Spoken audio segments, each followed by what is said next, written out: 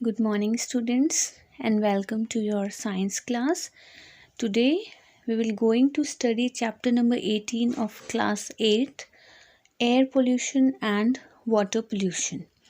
In this chapter, we will learn about pollution, about air pollution, causes of air pollution, effects of air pollution, prevention and control of air pollution, then about water pollution, precautions against water pollution and purification of water. So let's start a chapter. First topic is pollution. Pollution क्या होता है? Pollution मतलब quality का डिट्रॉयरेशन किसी भी undesirable या harmful substances की presence के कारण। जो एनवायरनमेंट का पोल्यूशन है वो मेनली यही बताता है कि लैंड, वाटर और एयर का पोल्यूशन हो रहा है। ये हमारे परमानेंट डैमेज कॉज कर सकता है एनवायरनमेंट को, जो कि नेचुरल प्रोसेस से रिपेयर नहीं हो सकता है। जो वेस्ट वाटर है हमारे घर से, हॉस्पिटल से, फैक्ट्रीज से, वो यूजुअली जो डिस्चार्ज होता है वो वाटर बॉडीज़ में होता है, जिसमें डिजीज़ कॉजिंग जर्म्स होते हैं।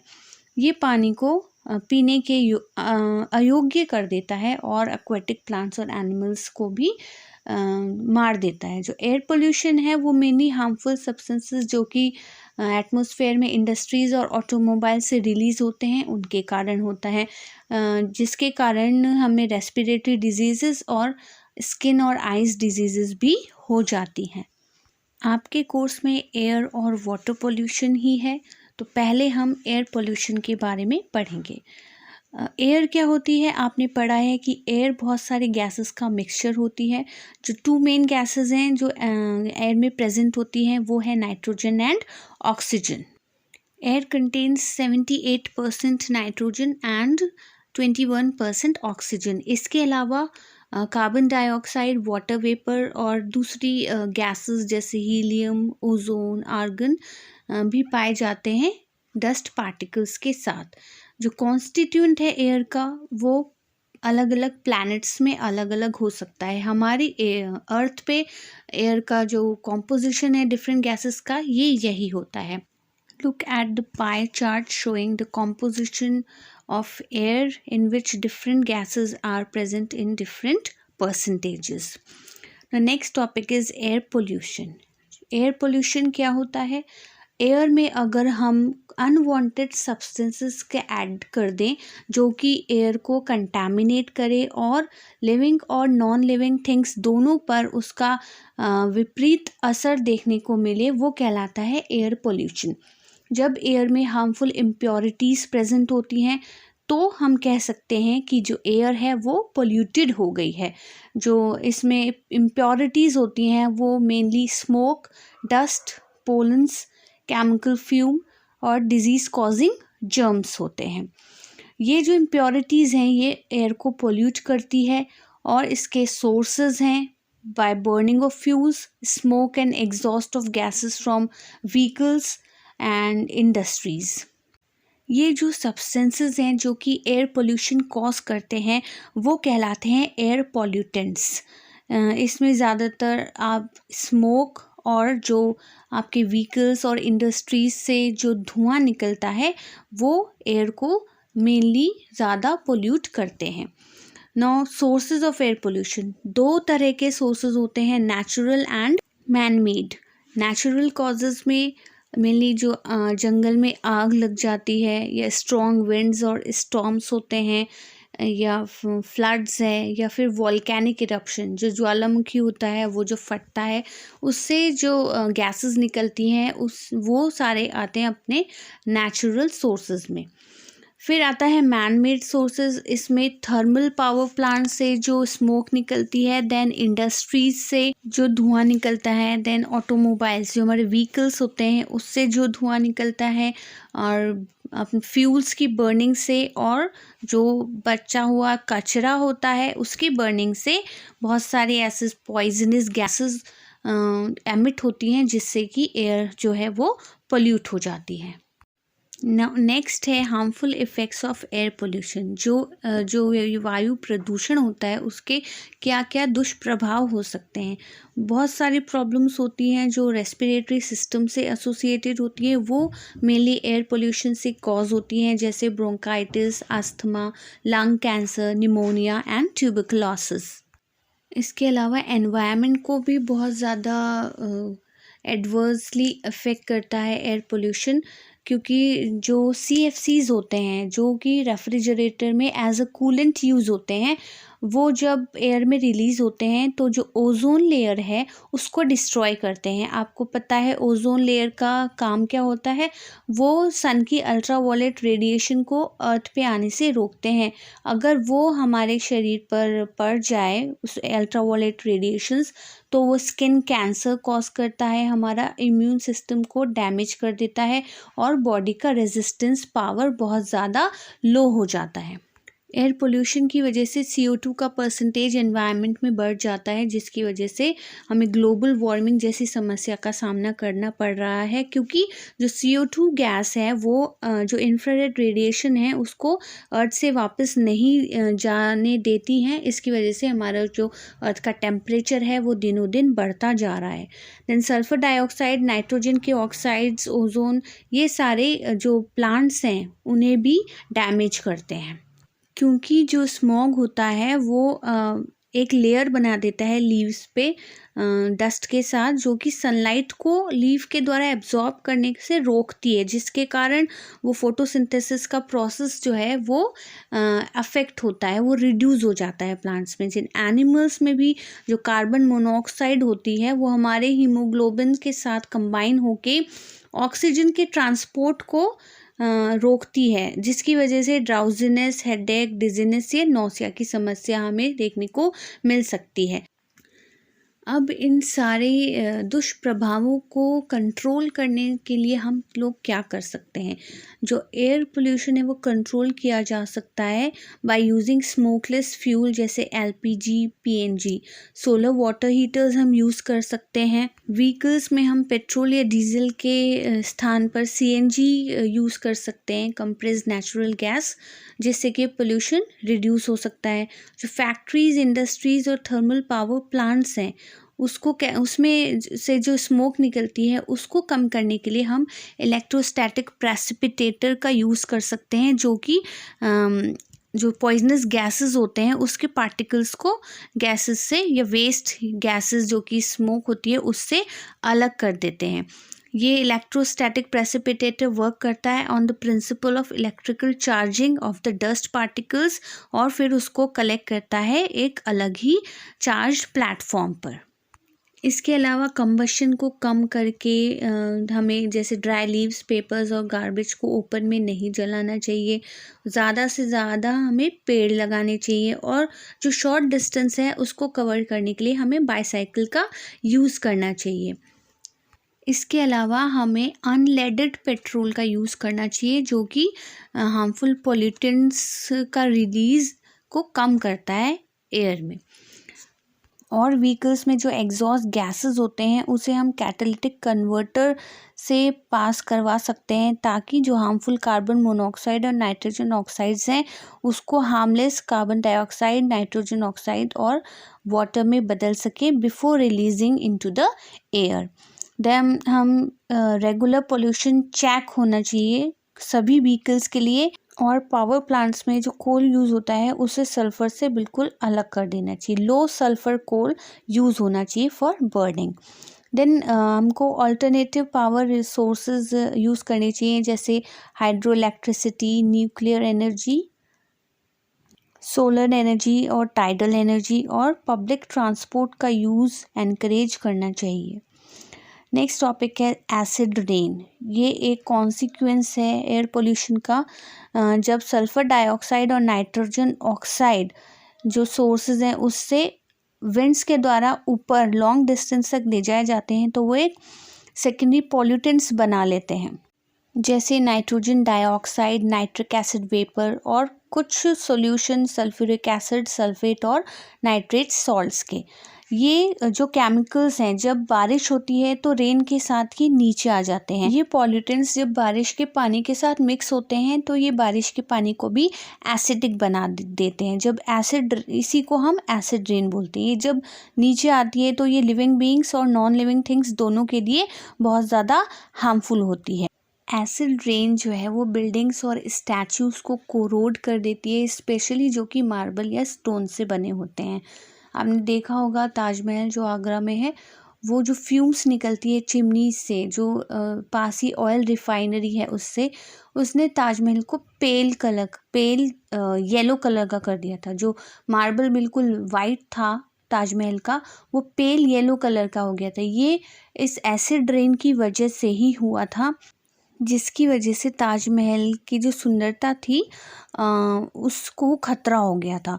पर जो archaeological survey of India ASI है, उन्होंने कुछ कदम उठाए और उसे डिसकलर या कोरोड होने से बचा लिया था। इसके अलावा प्लांट्स पे भी एडवर्स इफ़ेक्ट करता है। जो लीव्स होती हैं प्लांट्स की, वो पहले येलो होती हैं और फिर इवेंचुअली दे डाई। और इसके अलावा सॉइल, वाटर रिसोर्सेज, फॉरेस्ट और ह्यूमन हेल्थ पर भी एसिड रेन बहुत ही एक्सटेंसिव हार्म पहुंचाती है। जो लेक्स और स्ट्रीम्स हैं वो कंटामिनेटेड हो जाते हैं एसिड रेन से, जिसके कारण कुछ स्पीशीज़ जो होती है फ़िश की वो डिसअपियर हो गई हैं और फॉरेस्ट, वाइल्ड लाइफ और दूसरे फॉर्म्स ऑफ लाइफ को बहुत ज़्यादा एक्सटेंसिव डैमेज पहुंचा है। नेक्स्ट इफ़ेक्ट है एयर पोल्यूशन का, the green house effect.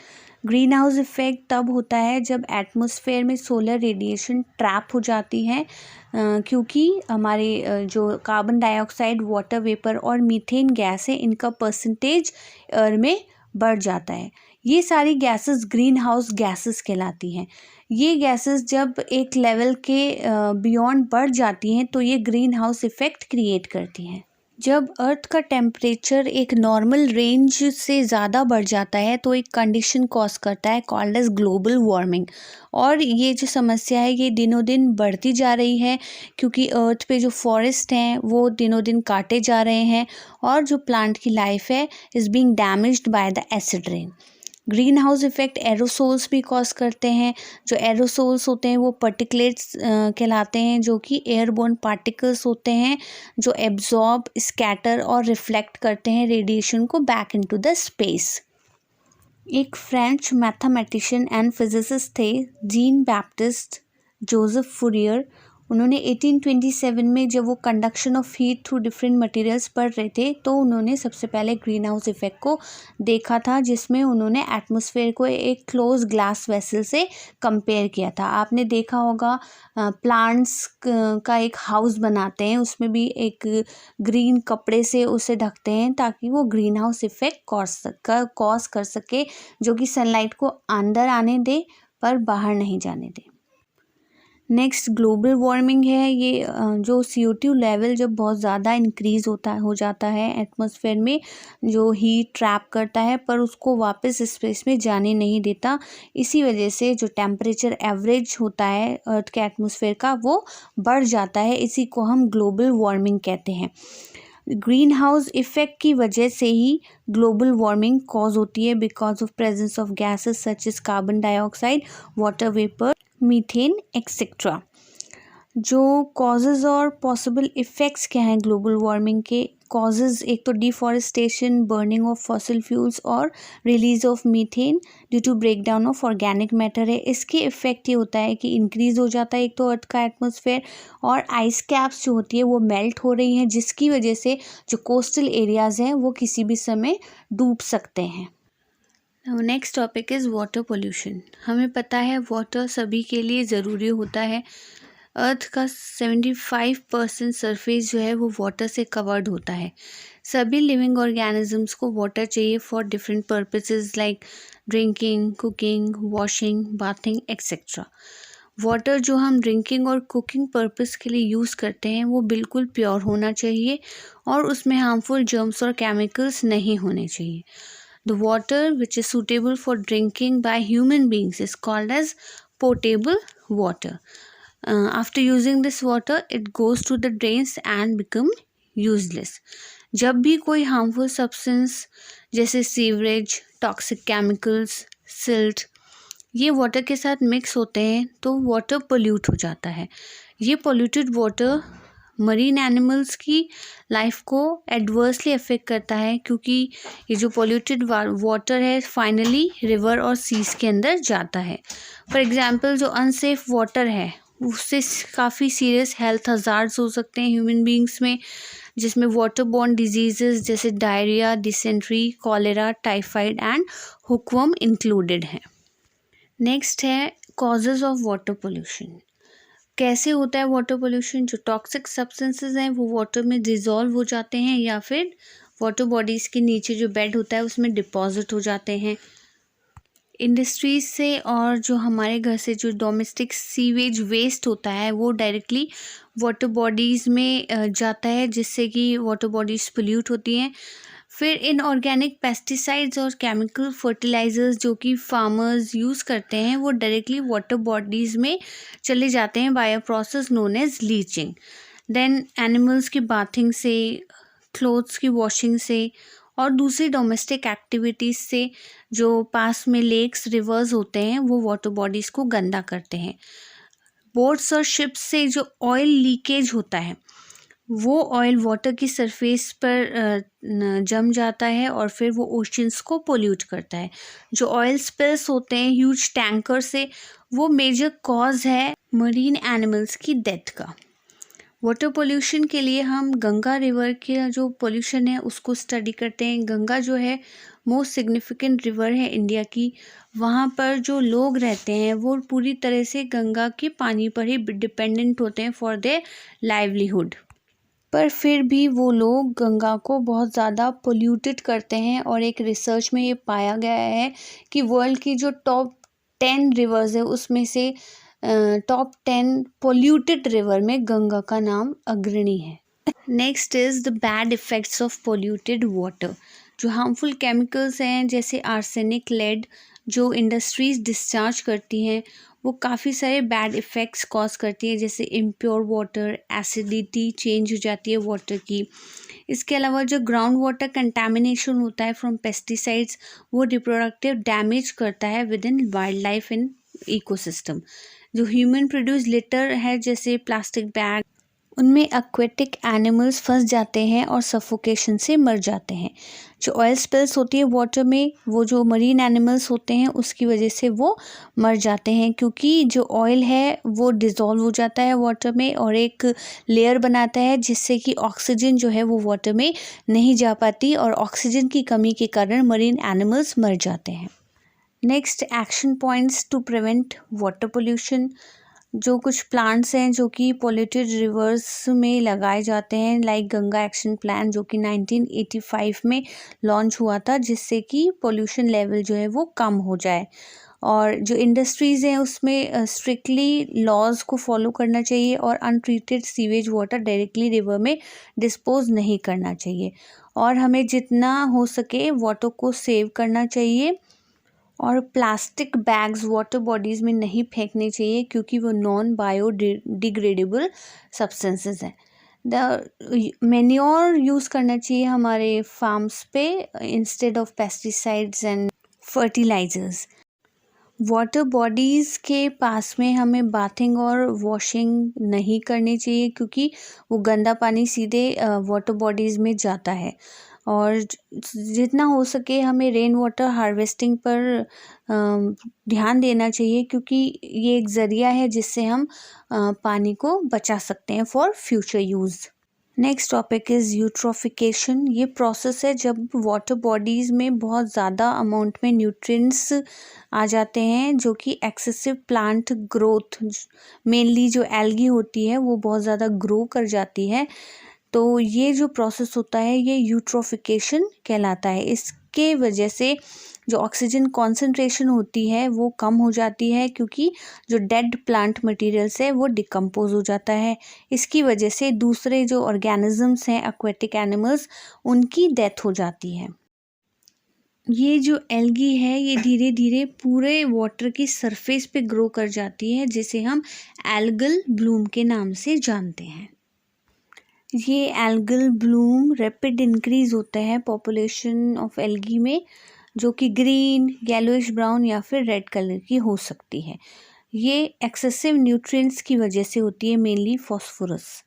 Next is purification of water. Water purification का मतलब ये होता है कि वाटर को हम हर तरह की इम्प्योरिटी से फ्री करें, जैसे कि कंटामिनेंट्स और micro organisms. Water purification process में सारे कंटामिनेंट्स सरफेस वाटर से रिमूव किए जाते हैं और ग्राउंड वाटर से भी, ताकि वो हमारे कंजम्पशन के लिए सेफ़ हो। जो वाटर ड्रिंकिंग के लिए सेफ़ होता है, फिट होता है, उसे हम पोर्टेबल वाटर बोलते हैं। वाटर को प्योरीफाई करने के लिए उसे हाउस होल्ड, इंडस्ट्रियल और दूसरे सोर्स द्वारा निकले पानी को सीवेज ट्रीटमेंट प्लांट में ट्रीट किया जाता है और फिर उसे वाटर बॉडीज़ में रिलीज़ किया जाता है। जो वाटर प्योरिफिकेशन मेथड हैं वो मेनली 3 टाइप के हैं: natural and purification at small scale and then purification at large scale. Natural purification में सबसे पहले आता है aeration, oxidation, filtration through layers of soil, aquatic animals, evaporation. Methods से जो वाटर है वो नेचर में अपने आप प्योर हो जाता है। दूसरा है प्योरिफिकेशन एट ए स्मॉल स्केल। इसमें डोमेस्टिक फ़िल्टर, बॉइलिंग और केमिकल का यूज़ करके हम वाटर को प्योरीफाई करते हैं। इसके अंदर जो मेथड्स हम यूज़ करते हैं उसमें बॉइलिंग, फ़िल्टरिंग, डिस्टिलिंग और क्लोरीनेशन मेन है। इसके अलावा आजकल वाटर प्योरीफायर्स का भी यूज़ होता है पानी को प्योरीफाई करने के लिए। फर्स्ट है इसमें बॉइलिंग। बॉइलिंग आप सब जानते हैं, वाटर को हम उसके बॉइलिंग पॉइंट पर बॉयल करते हैं 5 से 10 मिनट के लिए, और उसमें जो भी माइक्रो ऑर्गेनिजम्स या जो भी गंदगी है वो सब दूर हो जाती है। माइक्रो ऑर्गेनिजम्स मर जाते हैं और गंदगी जो है वो नीचे बैठ जाती है। तब उसे छान के हम अपने पीने के लिए और दूसरे कामों के लिए यूज़ कर सकते हैं। सेकेंड इज़ फिल्टरिंग, मतलब छानना। ये सब घरों में यूज़ किया जाता है। जो प्रोसेस है उसमें गंदगी तो हट जाती है, पर माइक्रो ऑर्गेनिजम्स जैसे बैक्टीरिया और वायरस है वो पानी से अलग नहीं हो पाते। इसीलिए ये प्योरीफायर्स नहीं है असली में या ट्रू सेंस में।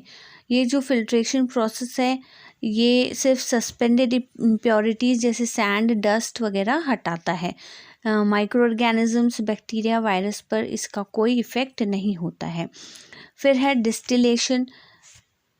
ये स्मॉल स्केल पर जो हम वाटर प्योरिफिकेशन मेथड यूज़ करते हैं उनमें सबसे बेस्ट माना जाता है, क्योंकि ये काफ़ी तरह के कंटामिनेंट्स जैसे सॉल्ट, केमिकल, बैक्टीरिया और दूसरे माइक्रो ऑर्गेनिज्म से रिमूव करता है from our water supply. Then chlorination. Chlorination जो प्रोसेस है उसमें वाटर को प्योरीफाई किया जाता है बाय एडिंग क्लोरीन टैबलेट्स और पोटेशियम परमैंगनेट। इस मेथड में माइक्रो ऑर्गेनिजम्स और जर्म्स तो मर जाते हैं, पर जो सस्पेंडेड इम्प्योरिटीज़ है वो अलग नहीं हो पाती है। Then last is water purifier machine. ये सबसे इफ़ेक्टिव मेथड है वाटर प्योरीफिकेशन का। इसमें सस्पेंडेड और डिज़ोल्व्ड इम्प्योरिटीज़ दोनों अलग हो जाती हैं और जो माइक्रो ऑर्गेनिजम्स हैं वो भी मर जाते हैं। फिर आता है प्योरीफिकेशन एट लार्ज स्केल। इसमें एक वाटर ट्रीटमेंट प्लांट होता है जिसमें जो गंदा पानी है उसको ट्रीट करके साफ़ किया जाता है और फिर वो हमारे घरों पर सप्लाई होता है। ये एक सेटअप है वाटर प्योरीफिकेशन प्लांट का, जिसमें जो वाटर है वो मेनली 3 स्टेप्स में या 3 प्रोसेस से प्योरीफाई होता है: sedimentation, filtration and chlorination. Water में क्लोरीन ऐड की जाती है ताकि हार्मफुल माइक्रो ऑर्गेनिजम्स जो भी प्रेजेंट हैं वो मर जाएं। फिर जो वाटर है उसको सैंड और फिल्टर्स के बेड से पास किया जाता है ताकि इनसोल्युबल इम्प्योरिटीज़ अलग हो जाए। ये प्रोसेस कहलाता है फिल्ट्रेशन। फिर वाटर को एक बड़े से टैंक में कुछ दिनों के लिए रख दिया जाता है ताकि जो सस्पेंडेड इम्प्योरिटीज़ है वो टैंक के नीचे बैठ जाएं, और ये प्रोसेस कहलाता है sedimentation. That's the end of a chapter. Thank you, students. Keep studying and keep focused.